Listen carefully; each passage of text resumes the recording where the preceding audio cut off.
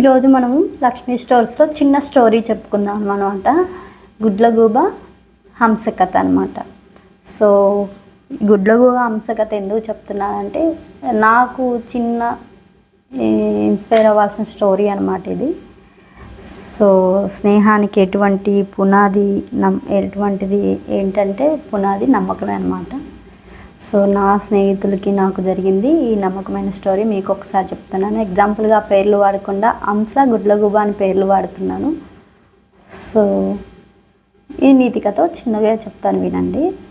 మనందరికీ తెలిసిన విషయమే ఏంటంటే గుడ్లగూబ రాత్రి వేళ సంచరిస్తుంది, అలాగే హంస వచ్చేసరికి రాత్రిపూట ఉదయం పూట సంచరిస్తుంది.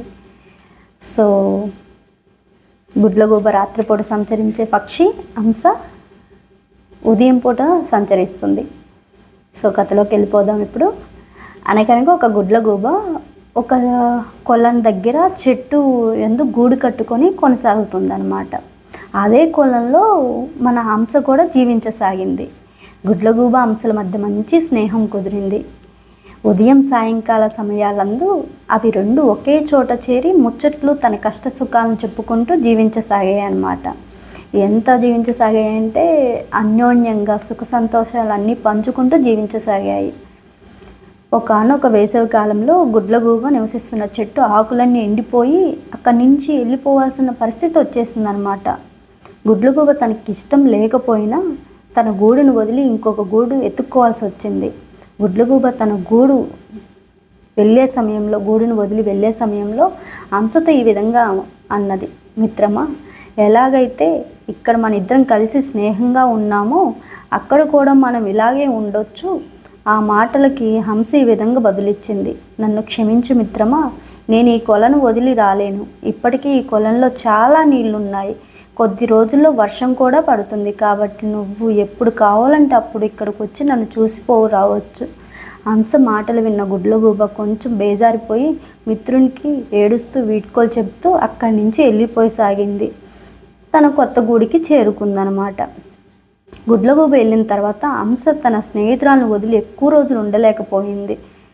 తన స్నేహితురాలను కలిసి రావాలని నిర్ణయించుకొని గుడ్లగూబ ఉన్న ప్రదేశానికి హంస చేరుకుంది. తన స్నేహితురాలు చూసిన గుడ్లగూబ చాలా సంతోషించి హంసతో ఈ విధంగా అన్నది, మిత్రమా, రాక నా కోసం వచ్చావు, నాతో కలిసి కొద్ది రోజుల పాటు ఇక్కడే ఉండు అని అడిగిందనమాట గుడ్లగూబ హంసని. అప్పుడు హంస ఏమని బదిలిచ్చిందంటే, ఓకే మిత్రమా, నేను కూడా నీ దగ్గర ఉండాలనే వచ్చాను, నేను ఉంటాను, కొన్ని రోజులు నీ దగ్గర ఉండిపోతానని చెప్పిందనమాట. ఇదే సమయంలో అడవిలో ఒక వేటగాడు వచ్చాడు. సో వీళ్ళిద్దరు అన్యోన్యమైన స్నేహానికి ఒక పరీక్ష పెట్టడానికి దేవుడు ఏదో ఒక మార్గంలో ఎవరినొకరు కష్టపెట్టడానికి ఒక సమస్యను పంపించాలి కదా. ఆ సమస్య ఈ వేటగాడి రూపంలో వచ్చిందనమాట. సో హంసను చూసిన వేటగాడు చాలా సంతోషించాడనమాట.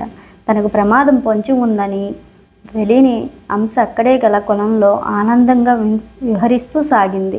వేటగాని గురి హంసపై ఉండడం చూసి కంగారు పడుతూ గుడ్లగూబ వణికిపోతూ అక్కడ ఉన్న ఆ బాణం వైపు పరిగెత్తుతూ సాగిందనమాట. గుడ్లగూబ గాల్లో ఎగురుతూ.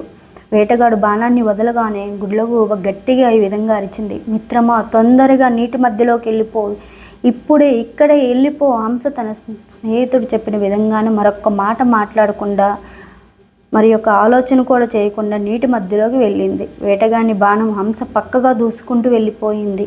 తన గురి తప్పినందుకు వేటగాడు నిరుత్సాహంగా అక్కడి నుండి వెళ్ళిపోయాడు. సో ఈ స్టోరీ మోరల్ వాల్యూ ఏంటి, దీంట్లో కథ నీతి ఏమనుకుంటున్నారు మీరు కామెంట్ చేయండి.